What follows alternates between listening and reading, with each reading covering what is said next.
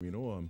But so it's awesome. It's awesome, and we love to see our young people doing well. Yeah, and I see Keston is with us as well, and he Yes. must be happy as well. Yeah, I think it's really awesome. I mean, just watching the interview and the fact that the whole village encouraged her and what she wanted to do, that for me was the golden part of the interview. Yeah. And have a little bit of South pride there. Anyway, we are in the season of Lent, and Keston Walkins, our resident neuroscientist, is here to chat about a very interesting topic. And you know, Lent is about abstinence from certain things. You know, it's fasting, almsgiving, and prayer as well. But we're going to speak about the part of it which is self-control. You know, for some people it may be harder than for others, but we're going to chat about that and find out why. Good morning, Keston, and welcome again. Nice to see you. Always a pleasure. Yeah, always a pleasure. So you know, people for Lent, they decide to give up one thing or the other, Right. You know, whatever it is. So I actually want to take some time to discuss that because I Right. think it's worth us understanding how that works, right? Because there's two things that you need to happen in the world, especially with humans, for anything to actually happen or to manifest, and that is opportunity and desire. If you have opportunity without desire, it cannot happen. And if you have desire without opportunity, it cannot happen. Right. Right. Makes sense. So I want to underscore this because for people who have to, you know, they're prohibiting themselves from one thing or the other, it's important to know that you might have to avoid opportunity Okay. in order to help you along. Right. Right. Okay, good. So there's a part of your brain called the dorsolateral prefrontal cortex that helps us to resist. That's a mouthful. Yeah, it's a lot. It's a lot. But it helps us to resist instinctive or trained behaviors. Right? Okay. So an instinctive behavior would be the stove's hot and you have something and you touch something hot and you have to pull your hand back, right? Right. That's normal. That's to protect yourself. Right. But let's say you have a baby in your hand or something like that, then that has to take priority over necessarily you hurting Right. yourself, right? Right, yes. That's what you do. So that part of the brain was recruited to help with that, right?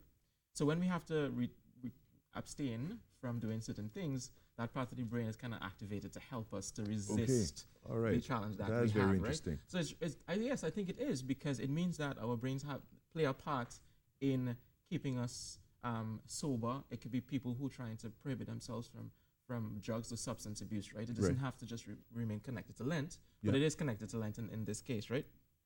So I wanted to give some tips to people who want to remain, you know, have their sobriety over whatever it is. that Right, they you know, have, and remain faithful to the commitment they made to That's right. abstain from whatever it is. Yeah, and that is that one, the feeling is temporary. The desire to have that thing that you feel like having, it is temporary. It will Right. pass. I can't say so.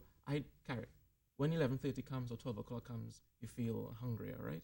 Yeah. Yeah, I don't know what time you eat lunch, but let's say that's the time most people have Ge- their yeah, lunch. generally. Right, but the time you didn't get a chance to eat lunch, the time passes. It's 1 o'clock and 2 o'clock. You don't feel the same hunger anymore. The time's correct. passed, you understand? Yeah. So your body has like this cyclic way of dealing with your hunger. But at the same time, it happens when you have desires for like snacks or different kinds of things. If Right. it's here now, and then maybe in 20, 30 minutes, it's gone. So I think it's important to know that what you're feeling is actually also temporary. And the other thing is that self-control is a muscle. You have lots of muscles, so you understand what I mean, right? You train it in short-term overuse, then you get tired, right? Right. Which means that you can't actually exercise as much self-control. Right. And the other one is if you train it long-term, then you get stronger, Right. right? So you have to develop the ability to resist things. Good. So I think actually that most people should actually take periods of fasting. This is from whatever they do. So I think Like just during the year itself, not necessarily specifically to one season. Yeah, and Okay. I mean participate with the Catholic brethren in Lenten season because it's an opportunity to develop self-control. Right. Because we actually need that, right, in life. You know, I think a lot of the crime and other things would actually, you know, be ameliorated significantly if we had this ability to self-regulate, to have self-control. So I see value in the season. So anyways, like I said, it's like a muscle. But I saw an interesting study that was done with people who were incarcerated and they had the parole hearings, okay?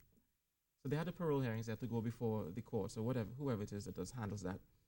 And it turns out that the ones that were more likely to have a positive result in the parole actually had breakfast. Really? Yes, the ones that were more likely to have a positive result in the parole actually had breakfast. So it seems so, both seem so abstract, and they seem like not. They seem disconnected, Yeah, it seems right? disconnected. That's what I'm Yeah. looking for, yes. It seems disconnected. So I thought it's so strange. But the same thing applies to other parts, right? If you're exhausted with your self-control muscles, then you Right. cannot exercise control in other places, right? If Okay. you have something to do. So the idea is give yourself all the tools that you need in order to remain, you know, I was going to say celibate, but in order to maintain your self-control. So Right. if you're trying not to have sweet snacks and these kinds of things, then here's what. One, have healthy snacks during your day. So it helps you to resist having that The sweet snack, unhealthy the stuff. snack one. Okay. Yeah, because So- you're going to, there's a period that's going to come up where you're going to feel for something to eat and you're going to default to that thing that gives you the most joy, which might be chocolate or whatever it Right. is. Yeah, you wanted to say something. No, I was listening very intently. Okay, awesome. They want to cut you off. Yeah, cool. And the other part I want to make mention of, because I don't think a lot of people engage that idea, is your mental health and self-control. You know, some people actually consume these foods because it makes them feel good, right? Maybe Right. things are hard and it's tough and they're busy or whatever it is, and it just makes them feel good. Right. I think there was a cool study that was done. I don't know how they get ethics approval for that, but a cool study was done, and they intubated people, or they put tubes onto their stomach, Right. and they gave one group just saline, and Right. the other group fat emulsion, Okay. right? And they measured, in their case, it was depression, right? And the people that got the fatty solution in their gut actually had improved mood. So Really? I think That's yes, very interesting. that's very, very interesting. And I think a lot of people are self-medicating for how they feel, right? Right. So they think, okay, well, what are the comfort foods you know, Carrie? Comfort foods. Let's see, just off the top of my head, a very popular fried chicken chain Yeah. we have in Trinidad. Right. You know, And that's then a there's go-to. ice cream, Right. and then there's chocolate. What do all those things have in it? All those things. It's well, common across them. It's they- fat. Yeah, there's fat. Yeah. Lots of fat in all of them. So you think, well, why am I having all this chocolate, or why am I having all this fried chicken, or whatever it is, right? And it's because, well, in part, obviously it tastes good or whatever it is, Right, right? yeah. But in part is because people want to improve their mood, and the fatty foods does actually improve their mood. So if you come to Lent now and you're trying to drop this thing, That you don't generally have your improves the mood. fix. Right. Yeah. you don't have your fix. So when you feel bad, the pressure is even stronger to consume the food that you're supposed to resist. So the idea is take into consideration your mental health in the process. So if you want to maintain that self-control, like maybe you need to go, talk to somebody about what's Right. going on, because a lot of people stress eat. Yeah. So, So, I was going to yeah, ask, uh-huh. in the instance where somebody is an addict of something, how Mhm. does this like the part of the brain you mentioned earlier? Yeah. Is it that there's something like with that part that is not underdeveloped or something, or is there some other external factor in regards to addiction and not question. having self-control? So, addiction is a slightly different thing because it recruits the what's it called just now? Dopaminergic system in your brain, right? Right. Which reinforces the activity, right? So I wouldn't necessarily say that part of the brain isn't functioning, Right. But they have a stronger urge to go participate in the activity. So actually, that's an important thing that you brought up, and I'll say it very, very quickly. If you want to get along through your period of prohibition for Lent, Right. and also if you with drugs or substance abuse, it's helpful to have people to work with. That's why they have Alcoholics Anonymous and other things like that. If you want to be able to resist having a chocolate, get a Lenten partner. Get somebody Okay. to go along with Right. you the journey.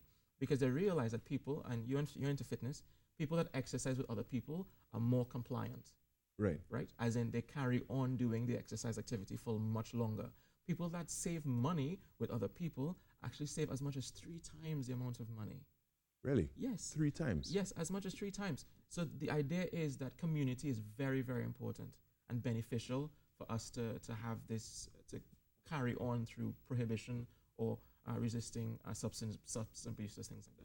So having people around a support system. Yeah, that's All right. right. Well, Keston Wilkins, I want to thank you for all you've Yeah, shared my this pleasure. morning. And, as usual, to have you here sharing all these things within the field of neuroscience is very, very excellent work you're always Thank you for doing. And, having me. we always look forward to having a chat with you for Mastering the Mind Monday. Thank We now throw across to Rishi because it's time for news now. Yeah.